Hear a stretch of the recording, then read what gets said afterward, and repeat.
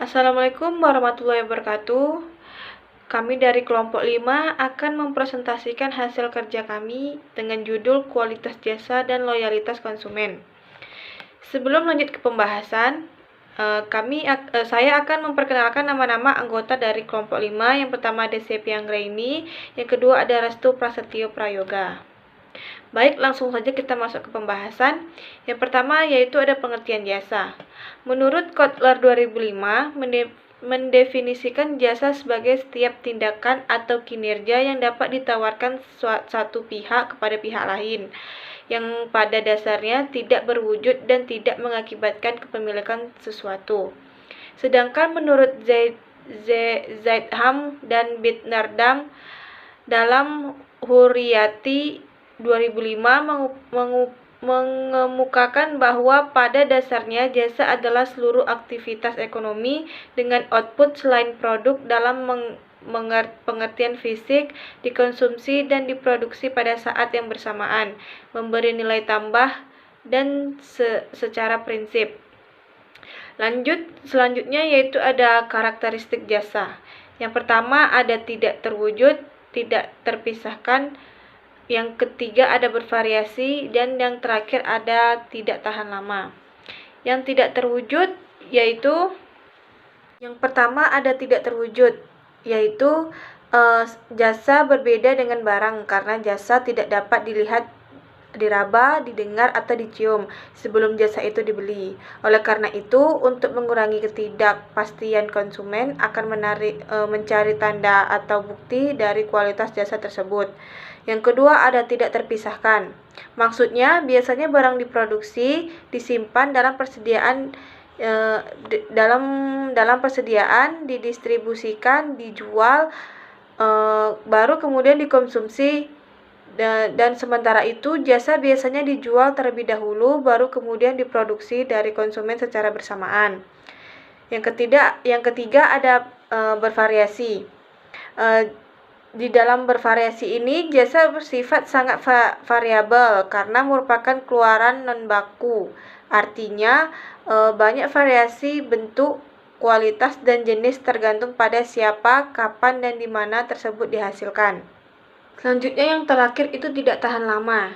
Maksud dari tidak tahan lama ini, jasa merupakan komoditas yang tidak tahan lama dan tidak dapat disimpan. Selanjutnya yaitu klasifikasi jasa. Yang pertama ada segmen pasar. Berdasarkan dari segmen pasarnya, jasa dapat dibedakan menjadi jasa kepada konsumen akhir dan jasa bagi konsumen organisasi. Yang kedua yaitu tingkat keperwujudan. Dari tingkat keperwujudan ini ada 3 macam kriteria jasa. Yang pertama jasa barang sewa, itu seperti dalam jenis konsumen menyewa dan menggunakan produk tertentu berdasarkan tarif yang disepakati selama jangka waktu tertentu. Yang ketiga yaitu jasa barang milik. Pada tipe ini produk yang dimiliki konsumen direparasi, dikembangkan dan dirawat oleh perusahaan jasa. Yang ketiga ada jasa non barang.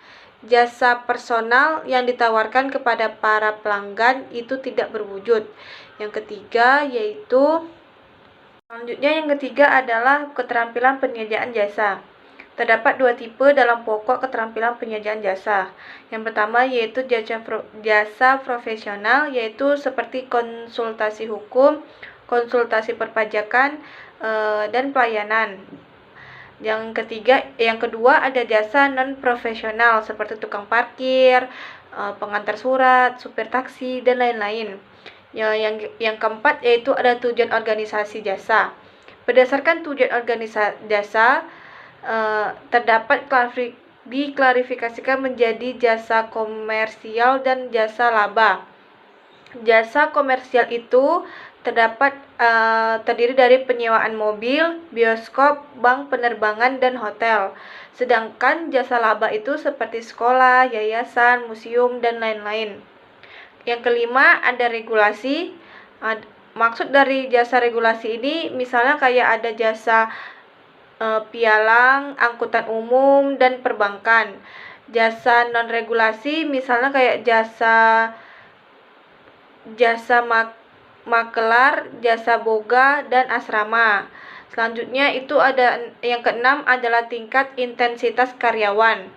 Ada dua macam dari tingkat intensitas karyawan. Yang pertama yaitu jasa berbasis peralatan, yang kedua jasa berbasis manusia.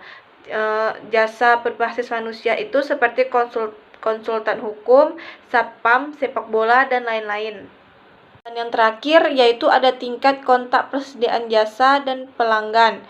Berdasarkan tingkat kontaknya, secara umum jasa dapat dibagi menjadi jasa kontak tinggi dan jasa kontak rendah. Jasa kontak tinggi itu seperti universitas, bank, dokter, dan jurnalis, dan juga juru rias. Sedangkan jasa kontak rendah itu seperti bioskop dan jenis layanan pos. Baiklah, di sini saya akan melanjutkan pembahasan yang tadi telah disampaikan oleh teman saya Sepia, yaitu ada strategi pemasaran jasa. Strategi pemasaran terdiri dari 4P. Yang pertama ada produk, yaitu elemen yang mencangkup semua aspek yang berhubungan dengan barang dan jasa. Yang kedua ada price, yaitu harga berupa diskon dan harga yang ditawarkan kepada pelanggan. Yang ketiga ada place, yaitu tempat, di mana lokasi atau titik penjualan produk tersedia untuk pelanggan. Dan yang terakhir ada promotion, yaitu elemen kegiatan ini digunakan untuk memperkenalkan dan memasarkan barang dan jasa tersebut. Selanjutnya ada kualitas jasa. Yang pertama ada pengertian kualitas jasa, yang kedua dimensi kualitas jasa, yang ketiga model kualitas jasa, dan yang terakhir 4 pengukuran kualitas jasa. Di sini saya akan membahas yang pertama, yaitu pengertian kualitas jasa, di mana kondisi dinamis yang berhubungan dengan produk, jasa, manusia, proses, dan lingkungan yang memenuhi atau melebihi harapan. Yang kedua, ada dimensi kualitas jasa. Dimensi kualitas jasa terbagi menjadi yang pertama keandalan, yaitu kemampuan untuk memberikan pelayanan. Yang kedua ada daya tanggap, yaitu kemauan karyawan memberikan jasa.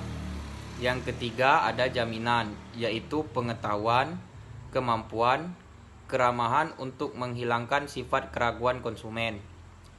Yang keempat ada empati, yaitu sikap kontak personal memahami kesulitan konsumen dan kemudahan untuk melakukan komunikasi. Dan yang terakhir 5 ada produk fisik, yaitu tersedianya fasilitas produk. Selanjutnya ada loyalitas konsumen. Yang pertama, pengertian loyalitas konsumen. Yang kedua, karakteristik loyalitas konsumen. Yang ketiga, tahap-tahap loyalitas. Yang keempat, prinsip-prinsip loyalitas. Yang kelima, mengukur loyalitas. Dan yang keenam terakhir, pengaruh kualitas jasa terhadap loyalitas nasabah.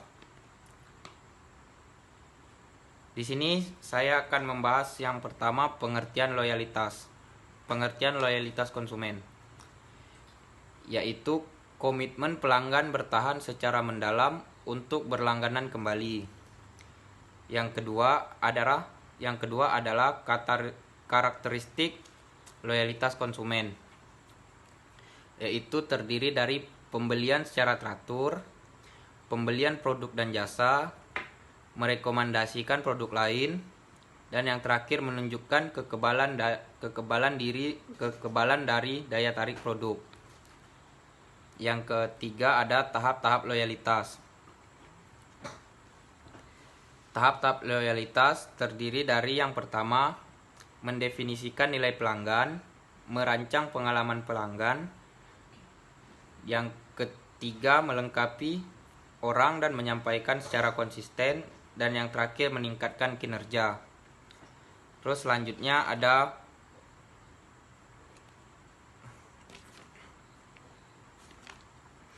Prinsip-prinsip loyalitas. Yang pertama yaitu sikap saling percaya. Yang kedua ada pemberian bantuan secara aktif. Dan yang terakhir antisipasi kebutuhan. Selanjutnya ada mengukur loyalitas, yaitu merekomendasikan perusahaan kepada orang lain.